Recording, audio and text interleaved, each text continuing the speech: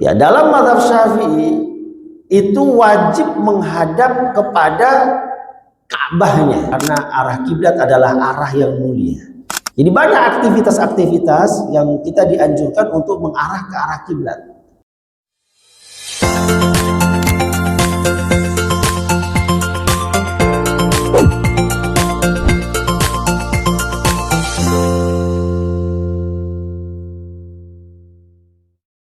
Alhamdulillah.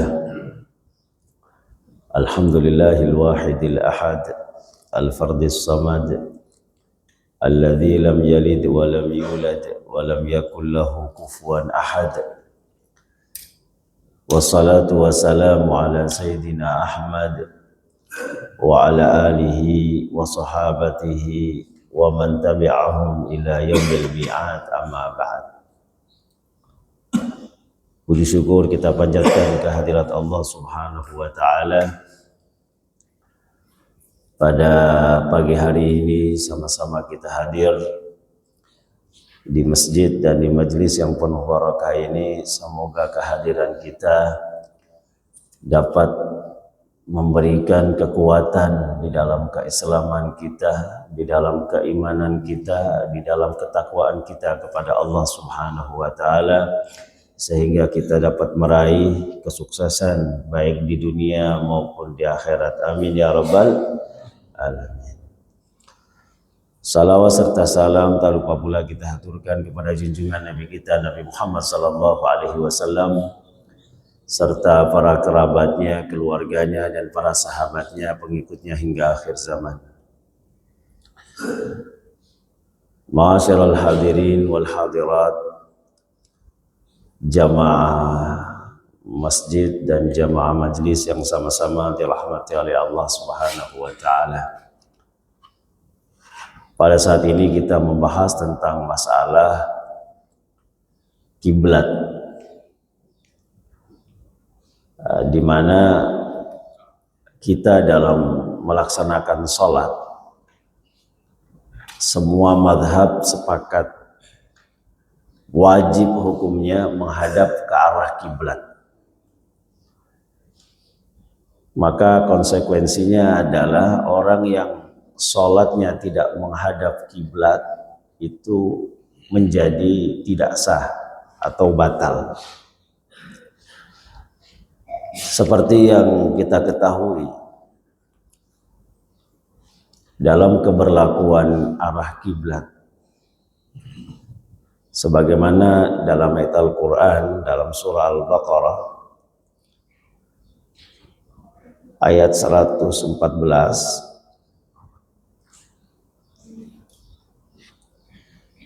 ayat 144 ya. Qad nara taqalluba wajhika fis sama' falanuwalliyannaka qiblatan tardaha fawalli wajhaka syatral masjidil haram. Sungguh kami melihat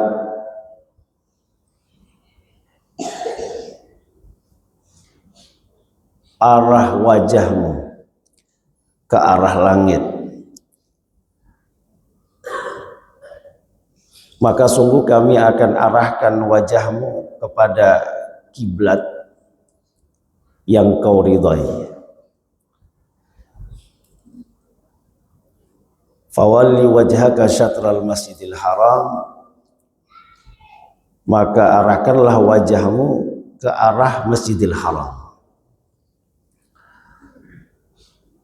Dalam penafsiran ayat ini, bahwasanya yang dimaksud dengan Masjidil Haram, fawalli wajhaka syatral Masjidil Haram, adalah Ka'bah. Hal itu diperkuat dengan hadis Nabi sallallahu alaihi wasallam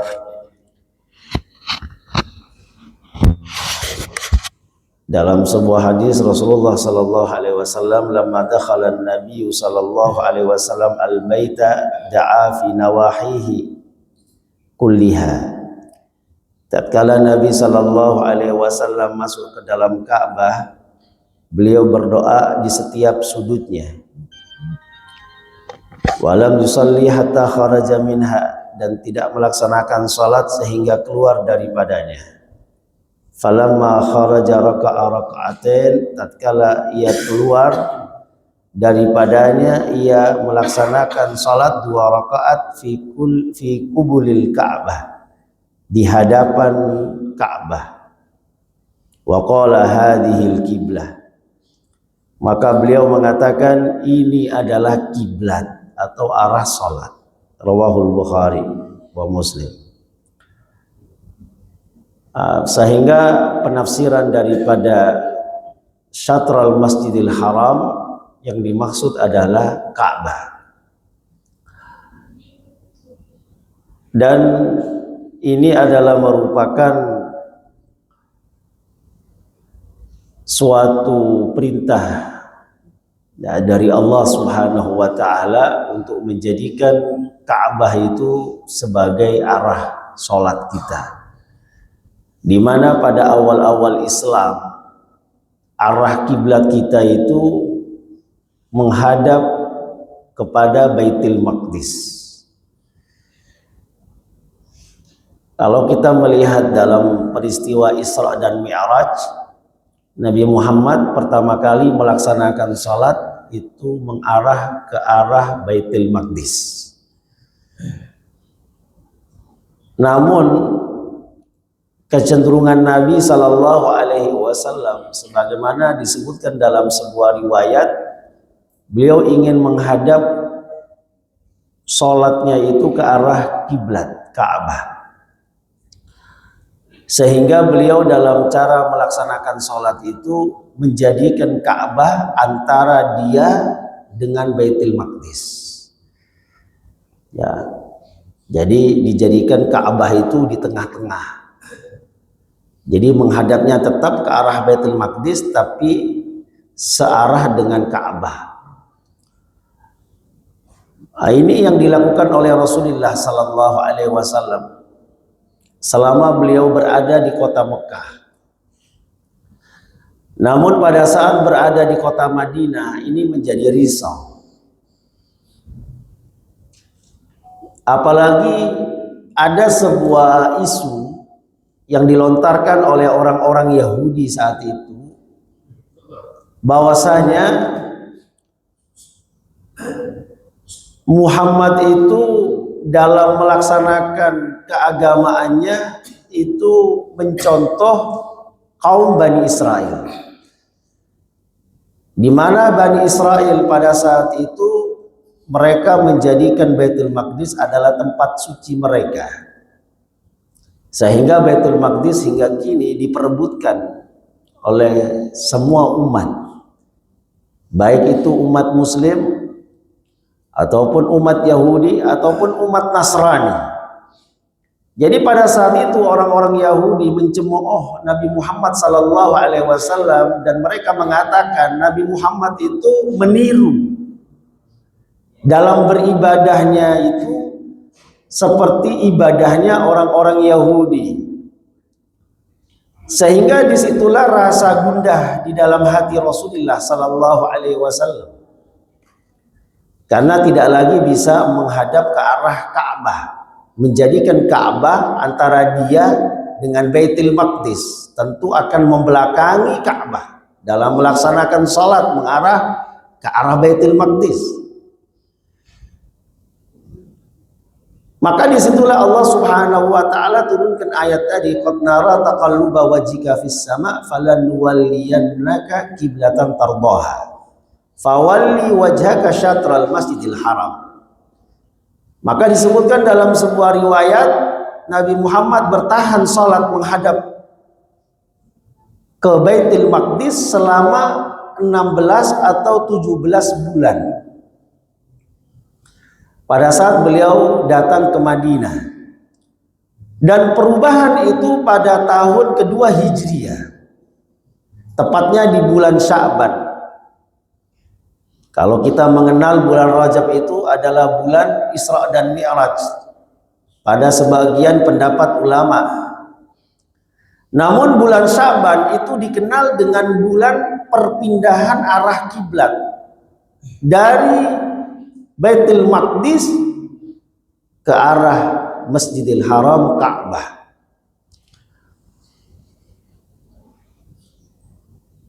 Dan disitulah ada sebuah catatan bahwasanya di Madinatul Munawwarah ada masjid yang disebut dengan Masjid Kiblatain.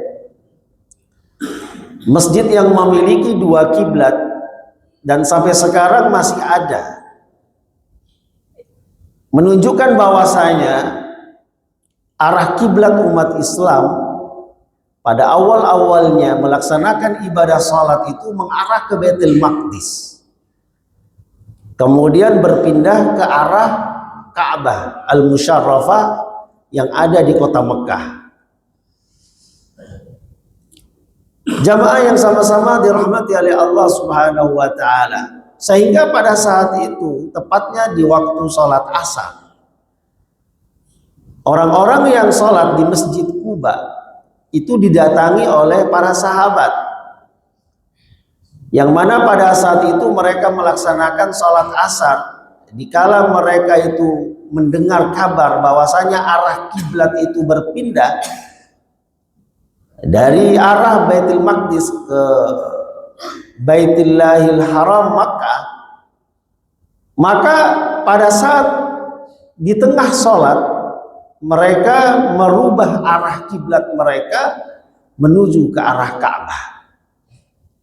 Sehingga itu juga sebagai bukti bahwasanya keberlakuan menghadap ke arah Ka'bah itu bisa dilakukan perubahannya di saat melaksanakan salat. Kemudian para ulama membahas tentang masalah menghadap ke arah kiblat dalam mazhab Syafi'i. Ya, dalam mazhab Syafi'i itu wajib menghadap kepada Ka'bahnya. Kapan? Apabila Ka'bah itu bisa dilihat. Artinya berada di dalam Masjidil Haram. Atau kalau saat ini meskipun berada di luar Masjidil Haram, tapi dari kejauhan kelihatan Ka'bah. Apabila Ka'bah itu terlihat, maka wajib menghadap kepada Ainul Ka'bah. Namun bagi orang yang berada di luar Masjidil Haram, maka arah kiblatnya itu adalah Masjidil Haram. Bagi orang yang berada di luar Mekah, maka arah kiblatnya adalah Haram Mekah. Dan bagi mereka yang berada di luar Mekah, maka arah kiblatnya adalah Mekah.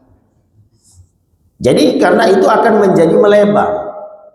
Maka dari itu dalam tata cara mengetahui arah kiblat, pertama harus dengan yakin. Kapan? Kalau bisa dilihat Ka'bahnya. Bagaimana kalau tidak bisa dilihat Ka'bahnya karena dia berada di luar Masjidil Haram atau berada di kejauhan? Maka ulama mengatakan bil yakin, bil ikhbar, dengan cara mencari berita dari seorang yang terpercaya yang ada argumentasi. Arah kiblat kemana? Maka perlu adanya informasi dari seorang yang ahli di bidang ilmu arah kiblat.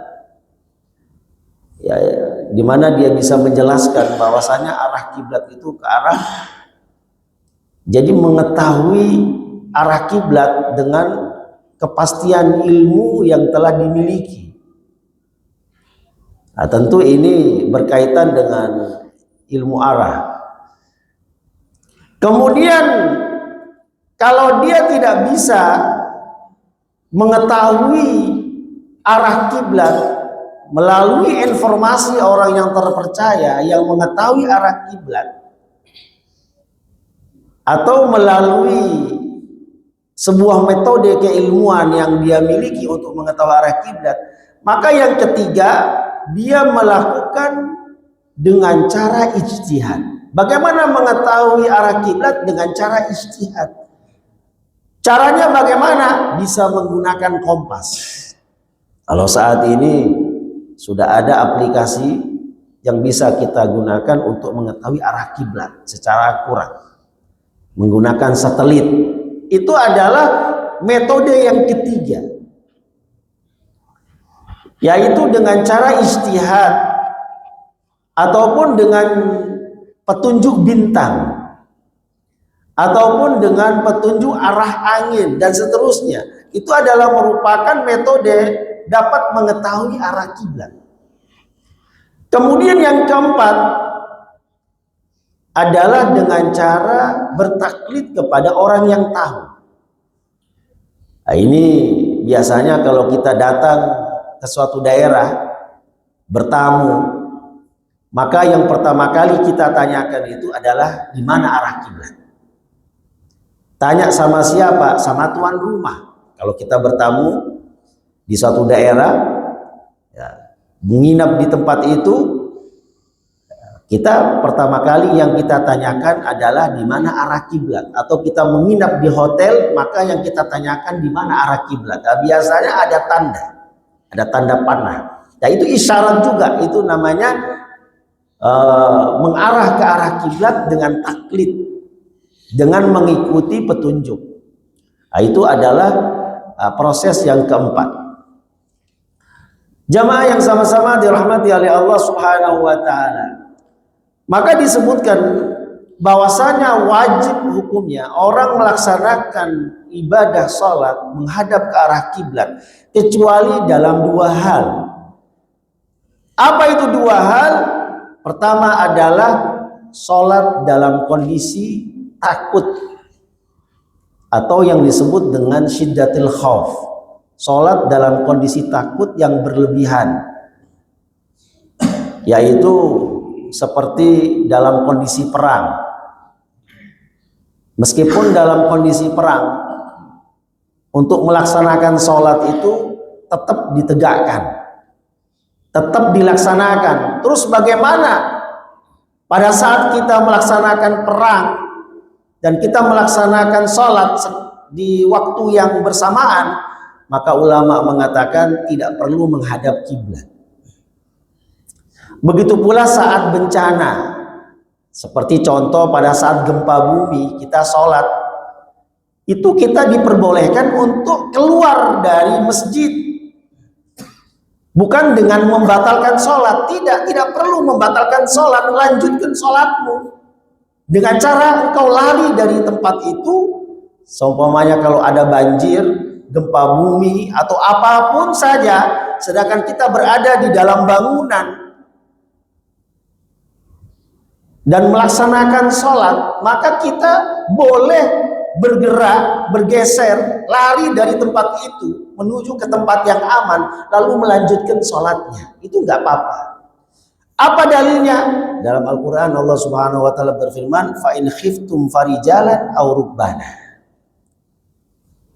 Apabila kalian berada dalam posisi rasa takut, maka laksanakanlah sholat dalam keadaan berjalan atau dalam keadaan berkendara.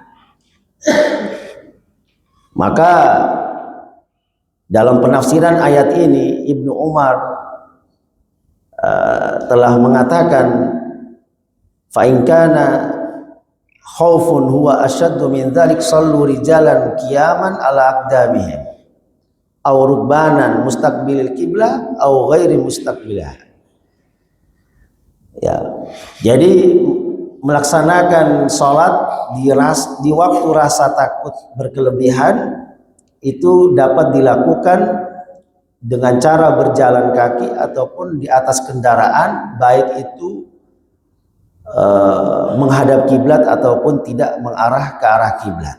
Nah, itu dalil yang menunjukkan bahwasanya seorang apabila dalam kondisi takut seperti dalam peperangan ataupun bencana musibah, maka boleh melaksanakan sholat tanpa mengarah ke arah kiblat. Bahkan dimaksudkan juga gerakan dalam sholat itu memang tidak diperbolehkan pada mulanya, ya, pada dasarnya. Tapi kalau dalam kondisi takut, maka gerakan 3 kali berturut-turut ataupun lebih itu tidak membatalkan sholatnya. Jadi seperti membelakangi kiblat, gerakan lebih daripada 3 kali berturut-turut itu tidak apa-apa di dalam kondisi rasa takut yang berlebihan. Itu yang pertama. Kemudian yang kedua, boleh sholat tidak mengarah ke arah kiblat apabila sholat sunnah di dalam pepergian. Itu yang kedua. Apabila seorang melaksanakan sholat sunnah di dalam pepergian, baik itu berjalan maupun menggunakan kendaraan, itu tidak diwajibkan menghadap ke arah kiblat.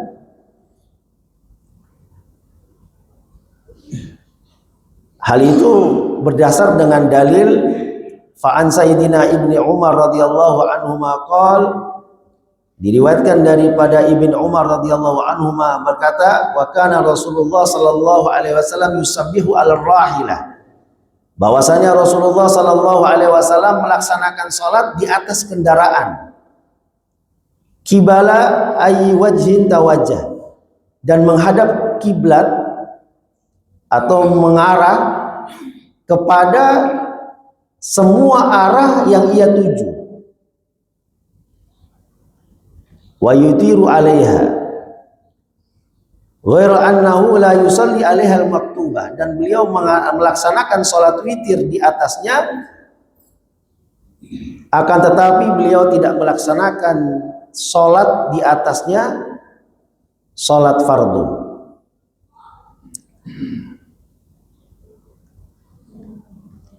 Hadis riwayat Muslim.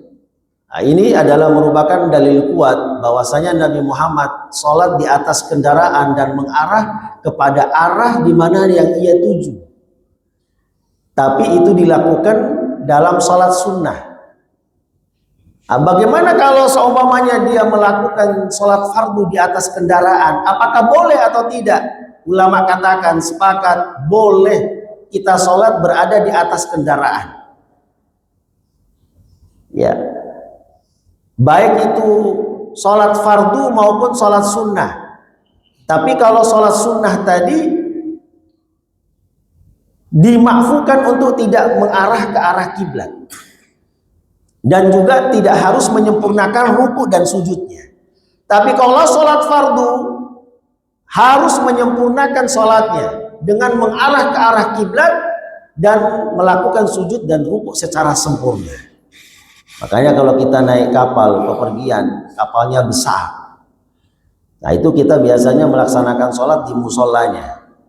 Itu bisa melaksanakan sholat secara sempurna, mengarah ke arah kiblat dengan arah kompas yang ada. Nah itu kemudian ruku dan sujudnya secara sempurna. Kalau itu dilakukan maka dianggap sah sholatnya.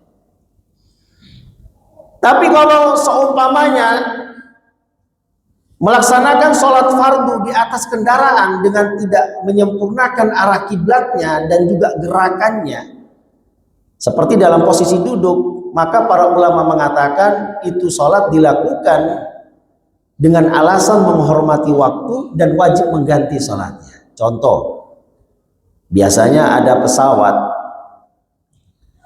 ya yang terjadwal di tengah malam, biasanya itu dari arah Jakarta ke Palu. Biasanya subuhnya itu berada di atas pesawat. Nah itu bagaimana cara sholatnya? Sedangkan kita berada di atas pesawat, kita tidak mungkin mengambil air wudhu. Caranya bagaimana? Kita tayamum. Nah, kemudian cara sholatnya bagaimana? Cara sholatnya adalah karena dalam posisi tidak sempurna mengarah ke arah kiblat, karena kita tidak tahu di dalam pesawat ini kemana kiblatnya. Ya kecuali kalau memang ada pesawat sudah menyediakan fasilitas arah kiblat. Biasanya itu pesawat-pesawat dari Timur Tengah, ya seperti Jordania Airlines, Saudi Arabia itu juga menyediakan fasilitas arah kiblat.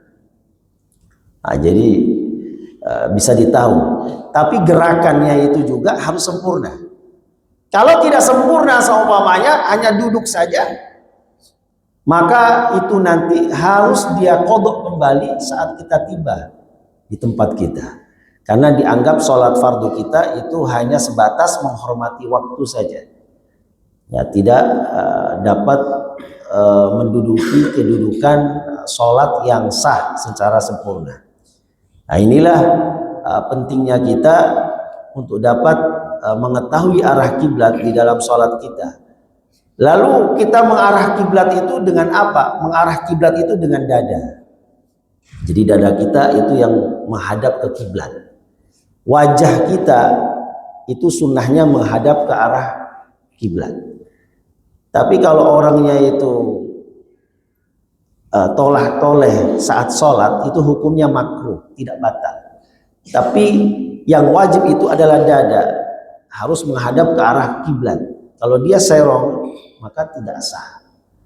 Nah, itu yang perlu kita ketahui.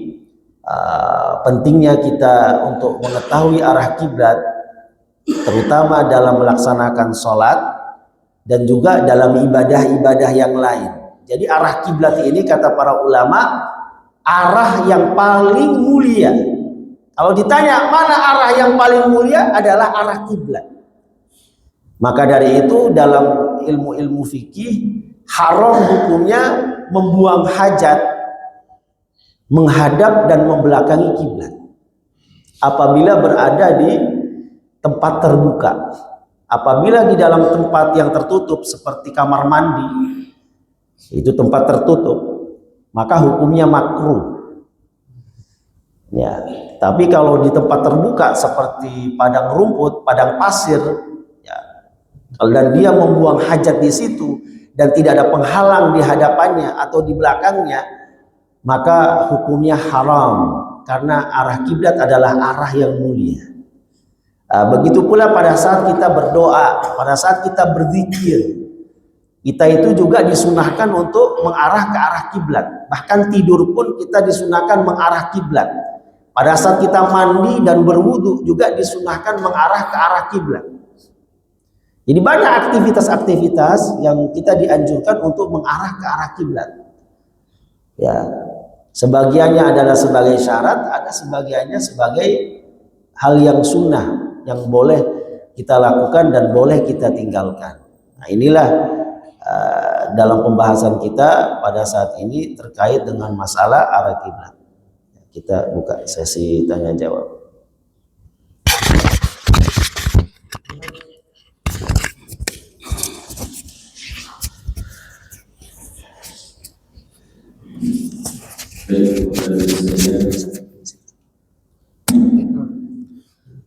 Baik Bapak dan Ibu sekalian, alhamdulillah itulah tadi penyampaian materi kajian kita pada kesempatan hari ini, dan untuk itu alhamdulillah sudah ada yang ingin bertanya terhadap penentuan arah kiblat. Pada Bapak kami silakan.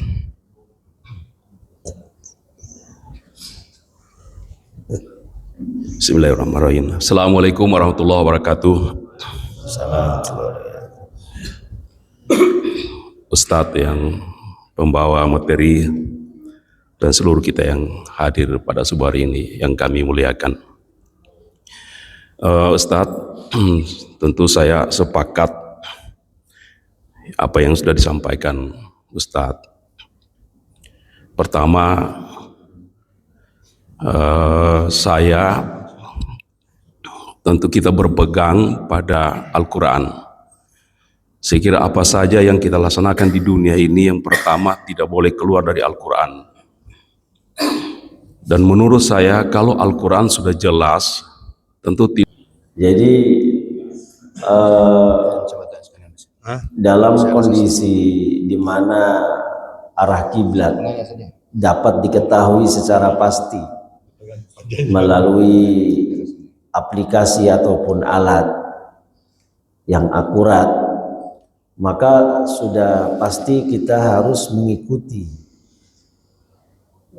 arah yang telah ditetapkan tadi dan sesuai dengan keyakinan. Lalu jikalau ada perselisihan untuk melaksanakan sholat dengan arah yang berbeda, maka satu sama lain tidak boleh menjadi imam, ya, atau satu sama lain sholat berjamaah karena sudah berbeda keyakinannya. Nah, apabila imamnya diyakini tidak mengarah ke arah kiblat, lalu makmum tetap berjamaah meskipun dia mengarah ke arah kiblat, maka hukum sholat makmum itu menjadi batal. Oh, imamnya menghadap sana, makmumnya menghadap ke sana, tapi berimam kepada yang salah kiblatnya. Ini kontradiksi. Sudah tahu imamnya salah, masih tetap berjamaah di situ. Jadi bagaimana? Ya jangan sholat di situ karena berlawanan dengan keyakinannya. Nah, ini kan menjadi aneh. Satunya menghadap lurus, satunya miring. Ini bagaimana ini? Nah, jadi itu yang menjadi persoalan. Maka perlu ibadah itu dilakukan dengan landasan ilmu, bukan dengan landasan nafsu. Jangan cuma mengatakan, oh ini tradisi, oh ini dari dahulu nenek moyang kita. Iya kan dahulu, ya kan belum mengetahui kepastian arah kiblat. Sekarang ini kalau sudah ditahu arah kiblat yang pasti, ya wajib mengikuti. Jangan mengambil yang lama dan itu menyalahi daripada ketentuan syarat yang berlaku. Jadi tidak boleh bermakmum kepada imam yang diyakini sholatnya imam itu batal. Apabila dia berjamaah dengan imam yang diyakini sholat imamnya itu batal, maka sholatnya makmum juga menjadi batal. Nah itu. Jadi bagi bapak jangan sholat di situ, Pak, karena berbeda keyakinan bapak. Nah, ini yang perlu diketahui.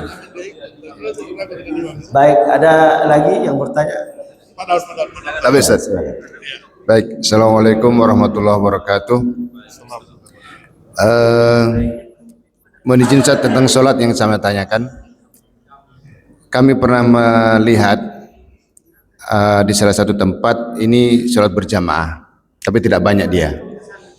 Nah, sholat isya dia baru 3 rakaat karena mungkin lupa imamnya tersebut, sehingga dia salam.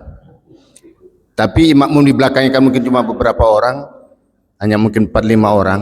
Dia juga ragu dan mungkin juga tidak terlalu serius mengikuti imam khususannya, sehingga ikut juga salam. Setelah itu karena sama-sama ragu, mereka berbincang, seberapa tadi dan seterusnya.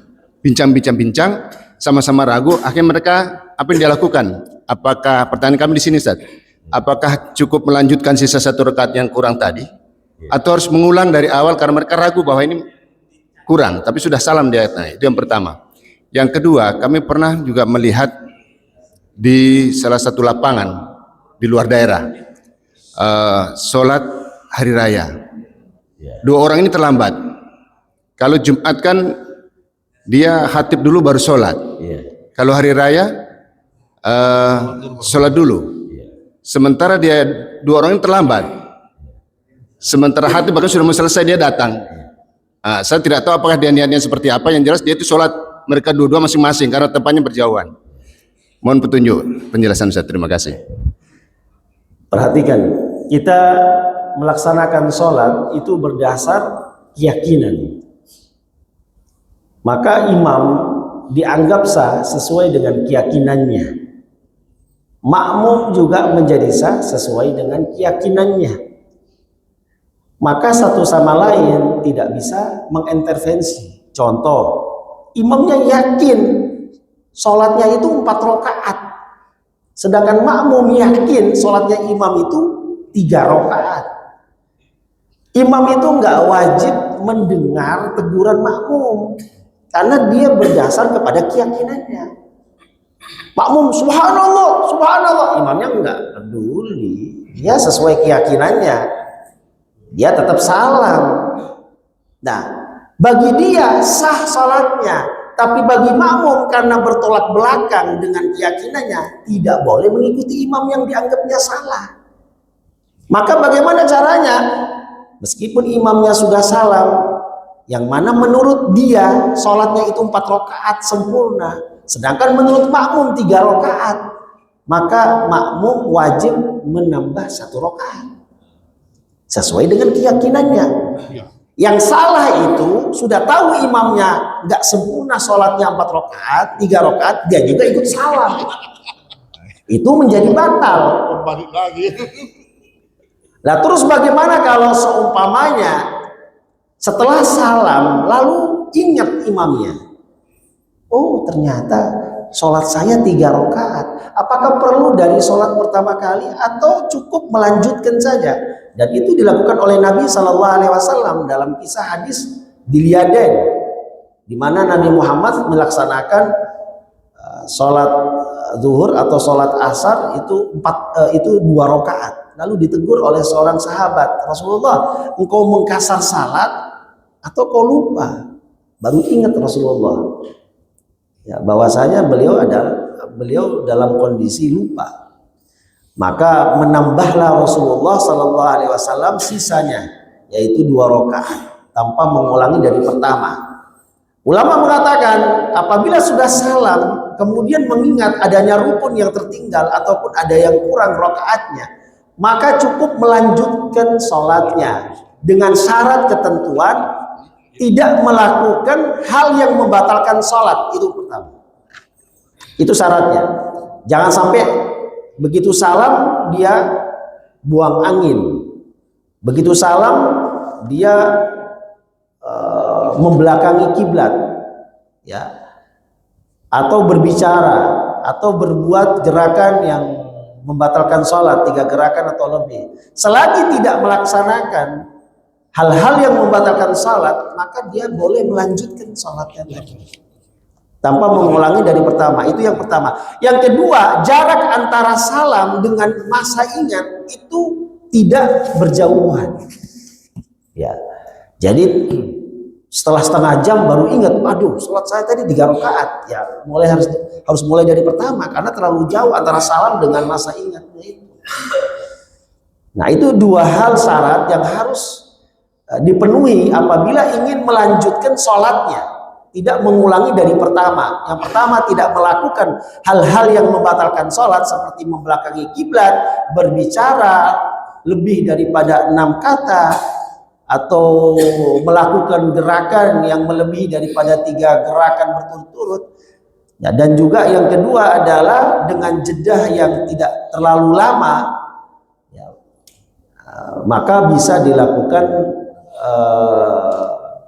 kelanjutan daripada sholatnya tadi. Kemudian yang kedua, sholat id itu bisa dilakukan secara berjamaah, bisa dilakukan dengan sendiri. Ini yang banyak tidak diketahui oleh umat Islam. Yang tidak sempat sholat jamaah di lapangan, sholat jamaah di masjid, boleh melaksanakan sholat id di rumah. Dan sholat id itu boleh berjamaah, boleh sendiri. Nah, maka seperti pertanyaan tadi, orang yang datang terlambat sedangkan sudah dilakukan khutbah oleh khotib di atas mimbar, nah, kemudian dia sholat sendiri-sendiri, itu memang sah. Karena sholat id itu tidak disyaratkan untuk sholat berjamaah. Yang disyaratkan sholat berjamaah itu adalah sholat Jumat.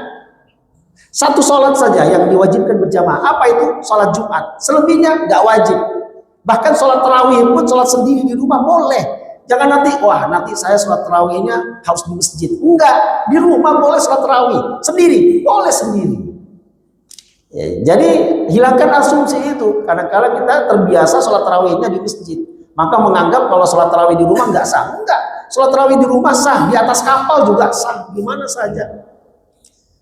Ya kan, yang penting mengarah kiblat.